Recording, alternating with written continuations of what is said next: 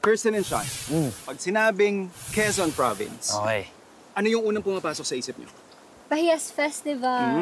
Good one, good one. Longganisa. Longganisa, syempre kilalang kilala at marami pang iba, di ba? Pagkain, kultura, kompleto sa probinsyang ito.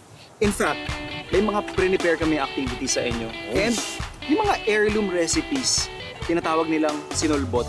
Gagawin namin mamaya, tapos titikman natin. But I think, ang pinaka-interesting dito is ipapa-experience ko sa inyo yung tinatawag nilang tagayan. Ready kayo doon, ha? Yes! Ready?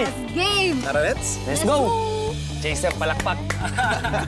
Mas masarap yung tagayan kapag meron tayong kutkuting solid. Kung makikita natin isang rason kung bakit din siya tinatawag na rocket stove, ayan, makikita nyo yung lagablab na meron siya. So ito yung isang step na paggagawa tayo ng french fries sa bahay, kadalasan marami sa atin hindi na ginagawa.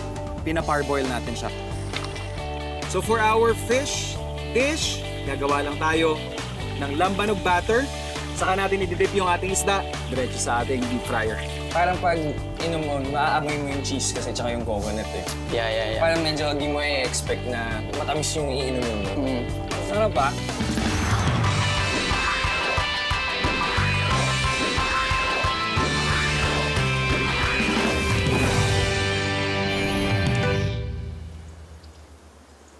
Nag-umpisa ito dahil ito ay bahagi ng aming karanasan ng pandemya. And then when we started it, sabi ko, we have a small property here in Quezon. So we decided na magpatayo dito ng bahay. It's a farm-to-table na tahanan na everything will be provided by the backyard. And then eventually we decided na lettuce picking yung mga produce namin. Pansin ko, sir, continuous yung grow lights mo? Yes po. Bali, ang inaano namin, simula umaga hanggang 10 p.m. Kasi ito ay naka-vertical. So kaya naglagay kami ng grow light. Kasi nagkaroon kami ng problem in the last 2 weeks dahil masyadong naging madagin. Walang araw. Nakita nyo kanina, isa sa mga gagawin nyo dito sa Mount Banahaw View Deck and Cabin is kayo yung harvest ng vegetables nyo and mga ingredients na ginagamit nila. So, siyempre, isa sa mga dapat nyo talagang gawin dito is kayo yung gagawa ng sarili nyong salad.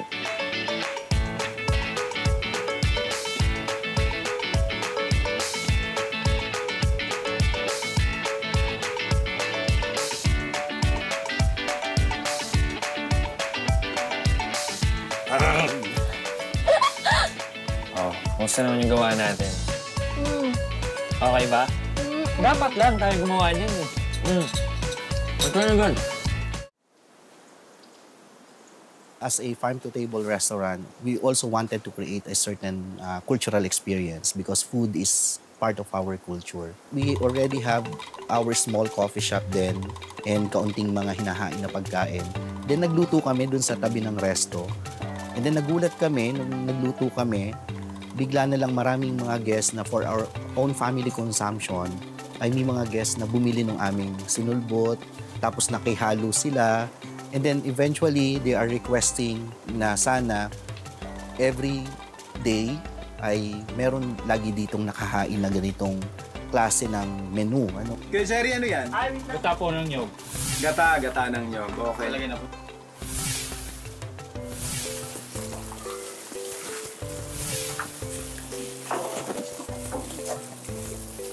Anong gagawin? Masa lang. Isa lang po. Tawasin po natin ng konti. Kasi ay mamis ng ganda. Oy, huwag mong kalambutan.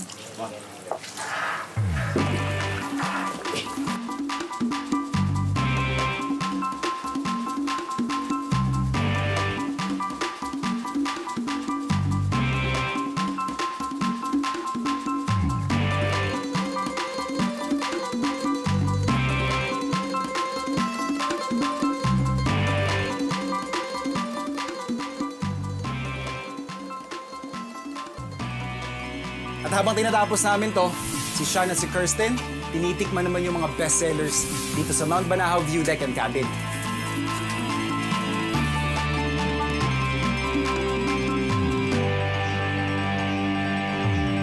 Hello, food explorers! Tara, food trip tayo. So, sumatay simula. Siyempre, sabaw muna, di ba? Yes. So, itong sabaw nila, guys, sinigang na hipon with lettuce. Tara, subukan natin. Maasim na lettuce.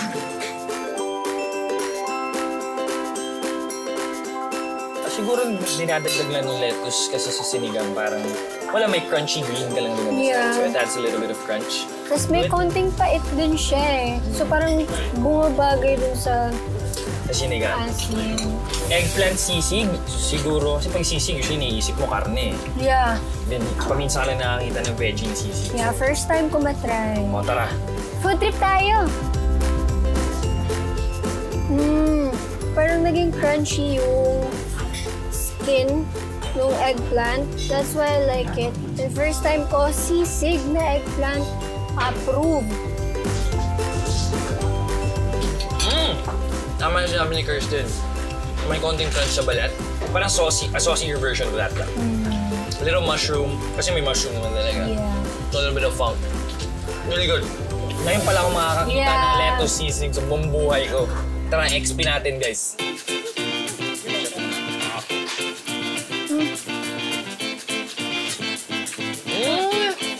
Ang sarap! Okay, next. Ito, salmon. Tops the dish.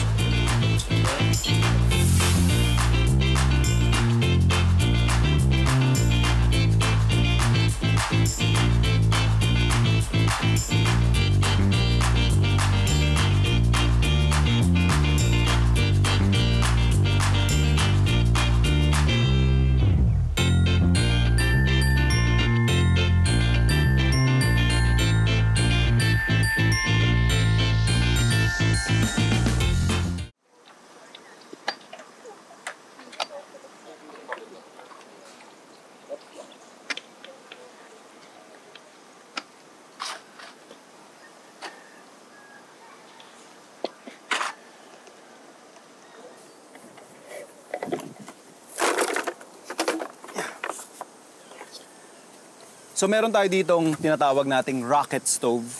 Actually, may mga nagfa-fabricate na rin nito ng mga bakal. But basically, the science ng rocket stove is meron tayo ditong butas. Ito yung paglalagyan natin ng ating gatong. And pinaka-importante kasi dito sa setup na to is kailangan merong airflow. Sabi nga natin, para makagawa ka ng apoy, kailangan ng siga, starter, at saka oxygen. So yun yung mga pinaka-critical na components para makagawa ka ng apoy. Another thing with rocket stove, matipid siya sa kahoy.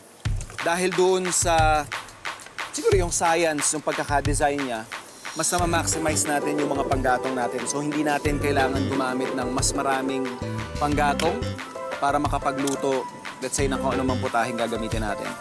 Kung makikita natin isang rason kung bakit din siya tinatawag na rocket stove, ayan. Makikita nyo yung lagablab na meron siya. Again, dahil yan dito sa chamber na to or sa butas na to na nagpapasok ng hangin, siyang bumubuga pataas ng apoy. So, sobrang init niyan. Konting kahoy lang yung ginagamit natin. Again, one of the things kung bakit sikat ito or magandang technology sa na gamitin is sulit na sulit yung gamit natin ng kahoy. Another thing is, kailangan pag gagamit kayo ng rig ng ganito sa ground is nakaangat yung paglulutuan ninyo. Kasi pag hindi, pag tinanggal nyo yung mga bato na yan, mamamatay siya. Mawawala yung airflow na pinaka-critical sa gantong setup. French fries is one of those food na kahit saang pumunta ka ng sulok ng mundo, meron at meron kang makakain ito. Sa bahay, bihirang-bihira kami bumibili kasi I believe I make the best French fries. So, papakita ko lang sa inyo yung mga techniques na ginagamit namin, which is the same ones na in-apply ko noong nagtatrabaho pa ako sa industriya. So there are very few key elements na kailangan magawa natin whenever we're doing homemade French fries. So ito, meron tayong peeled potatoes. Sinusoak natin yan sa water para lang matanggal yung excess na starch o yung puti-puti na yan. That would actually make the end product lighter at saka mas fluffy. Yun kasi yung mga characteristic para sa akin ng isang the best French fries. Siyempre, crispy, light and fluffy. Pat lang natin yan.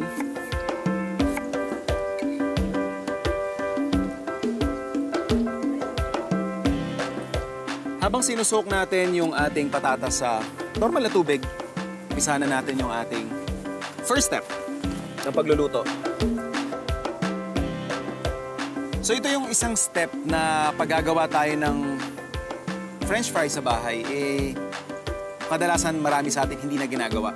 Which is, actually ito yung susi kung paano natin makukuha yung perfect French fries. Pina-parboil natin siya. So pakukuluan natin siya dito sa ating tubig.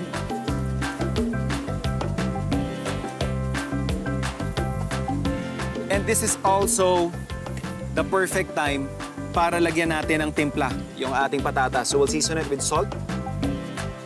Kung gusto ninyong lagyan ng bawang yan or any other flavorings, ito yung perfect time. And then pakukuluan lang natin to hanggang lumambot na yung patatas.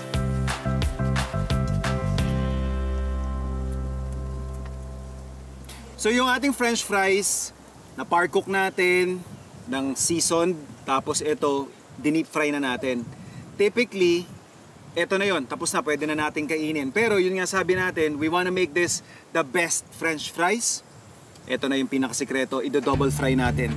This time, mas mainit lang yung mantika and make sure lang na medyo lumamig ng kaunti. Better nga kung ma-chill nyo muna bago nyo i-double fry it. So ito yung ating French fries, double fried French fries. Crispy, fluffy yung loob, saktong-sakto yung seasoning.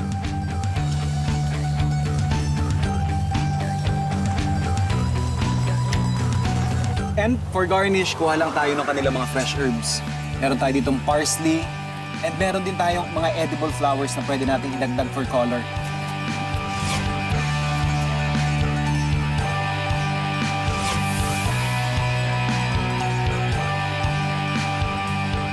Isa sa mga palaging kasama sa menu ko dati is yung fish and chips na tinatawag. Ito yung battered yung isda, pinirito, kasama ng French fries. Ang ginagamit namin doon sa aming batter kasi we want our fish na super crispy yung labas, very light yung gitna, at syempre lutong-luto yung isda. Typically, if you look in the internet for a recipe, beer yung kadalasan ginagamit na liquid doon sa ating batter. But then I discovered na mas maganda kung gagamit tayo ng vodka. And since nandito tayo sa Quezon, imbis na vodka gamitin natin, gamit tayo ng lambanog. We'll start off with all-purpose flour. And then yung ating cornstarch. Add lang tayo ng salt and pepper. And then baking powder. And then for color and additional flavor, turmeric powder. And then, mix na natin yung ating dry ingredients bago natin ihalo yung ating wet. Let's add in yung ating lambanog. And the reason bakit tayo gumagamit ng alcohol dito sa mixture natin or sa batter natin compared sa tubig, again, sinabi natin kanina, light yung gusto nating texture ng pinaka-crust ng ating isda. Now, if you use alcohol, mas mabilis mag-evaporate ito kumpara sa tubig. So if you really after that crunchy, airy texture, mas magandang alcohol yung gagamitin mo para mas pumuputok yung pinakalabas. Whereas, pag tubig yung ginamit mo, kailangan mo nang masustain ng init yung evaporation process bago mo makuha yung ganong klase ng texture versus alcohol na kaagad. Mawawala yung pait, at the end, meron ka lang yung texture na hinahabol mo. So yung ating isda, season lang natin ng salt. Dust lang natin ng konting flour. Saka natin i-dip dun sa ating batter.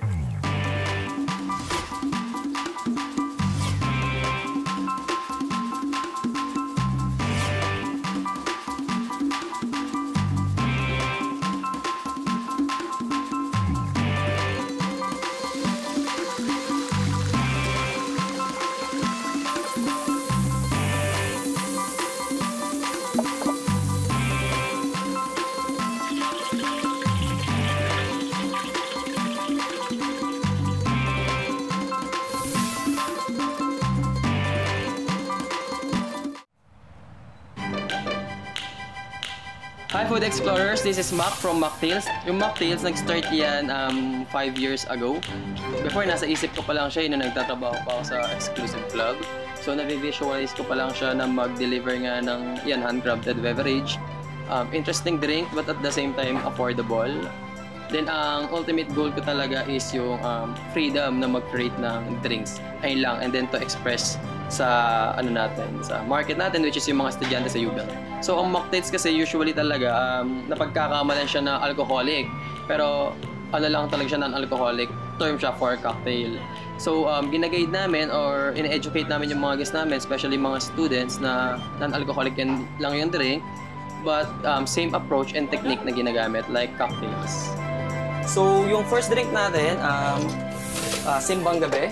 Inspiration behind the drink is our classic delicacy, which is yung purple rice cake, which is the puto bongbong. So, binigyan namin ng ibang rearrangement yung puto bongbong. So, iba lang yung form niya. So, di ba, usual food siya, then parang dessert like after meal. And this one, lalagyan natin siya sa drink, but still refreshing. We're going to start to pour coconut juice, fresh coconut juice. Basically, parang ingredients pa rin ng puto bongbong pero in liquid form eh. Yeah, sir, exactly. We're just going to add a little bit of sweetness just to enhance the flavor. So, kapag-galing sila.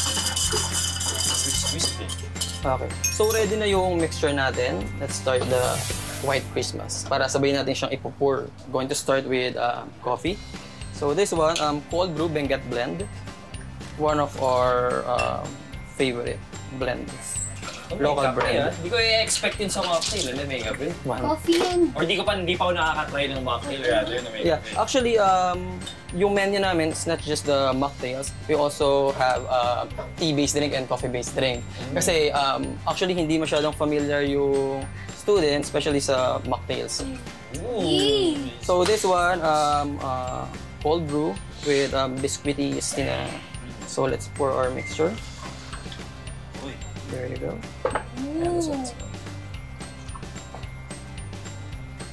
Add some white chocolate cream. So that's why White Christmas. White chocolate cream! Alright, so squeeze mo lang siya, dahan-dahan. Alright. Perfect. May And gusto then, pa? yeah, go. Okay na? And then cut. Grabe, ang hirap. Wow! Uy! Galing! So we're going to place some coconut here. Parmigiano Reggiano or Parmesan cheese. Oh, Just to add a little umami. Yan, generous kami pag naglalagay kami nito kasi ito yung nagbibigay ng wow factor sa drink. Kaya nga eh, ito, another Then, first for me ah. So ito torch lang natin ito na. We want just the burnt desiccated coconut. And then, again, we're going to sprinkle this one here sa ating Simbang Gabi. So, Simbang Gabi, ayun, puto bongbong yung inspiration ng drink na to. So, and White Christmas. Tapos nung, parang pag inom mo, maaamoy mo yung cheese kasi tsaka yung coconut eh. Yeah. Parang medyo di mo i-expect na parang sobrang matamis yung iinumin mo. Yeah. Ito yung tipong na i-order lagi ng mga students kasi they like coffee. Ako, I love coffee. Every day ako nagka-coffee. This, perfect talaga. Ang pau, so it consists of hibiscus tea. Ay, It also comes with our homemade cinnamon syrup. So, pour lang natin siya dyan. There you have it. And then we're going to top it up with our fresh peach puree. Ang pau, the inspiration of this drink is our red envelope na usual na binibigay ng mga ninong sa ating mga inaanak. So, that's the combination of colors. pero walang pera sa loob to. Wala pero actually meron that's a nice question. It comes with apricot coin. So dried sakto! Yeah. So dried Naisip ko niyan. yeah, dried apricot siya na sinisa natin ng powdered sugar. So the mistletoe ito yung usual decoration every Christmas season. Anong ingredient Parang yun? kiwi. So yeah, perfect. Oh. So exactly that's kiwi. Galing ha? So kiwi with some freshly squeezed lemon juice, and then we're going to Alam ko lang ganda eh. add some dilution. Okay. Very refreshing. And mahilig ako sa sour. Medyo may pagka-sour siya. Very fruity. Very fruity yung lasa. Siyempre, pareso natin na ito. Oo nga. Okay nga siya kung pares. Pa-refill po. Sasabayan mo nito. Combo move. Cheers. Cheers!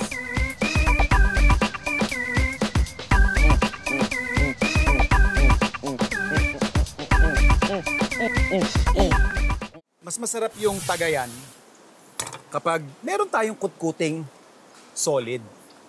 Gagawa tayo ng pangpulutan or pangulam, beef stir fry. Prepare ko lang yung ating gulay.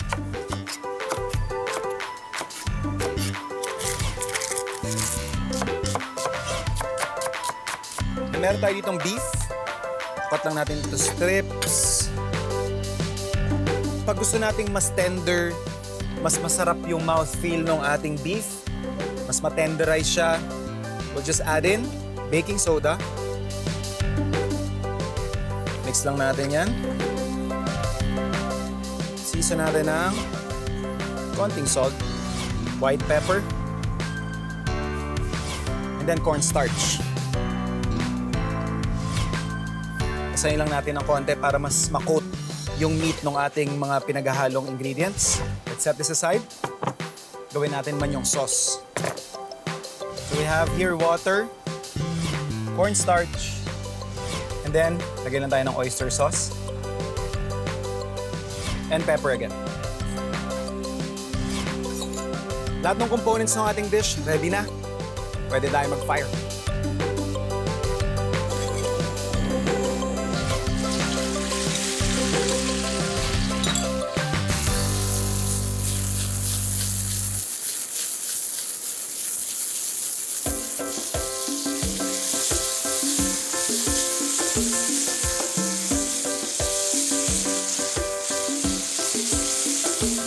Ang ating mga gulay.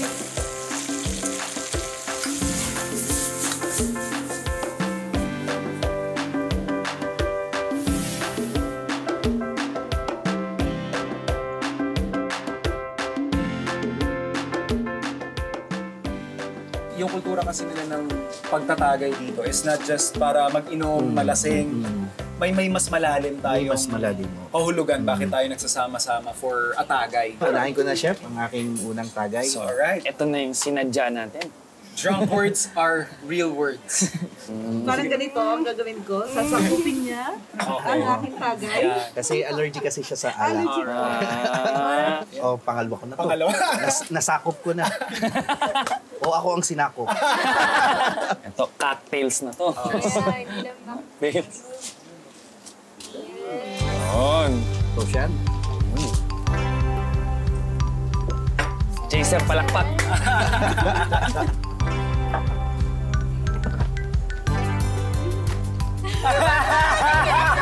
Nakatingin sa kanya lahat. Go. Pero umiinom ka naman. Yes! Okay, wala ka. With conviction, ha? Yes! Proud!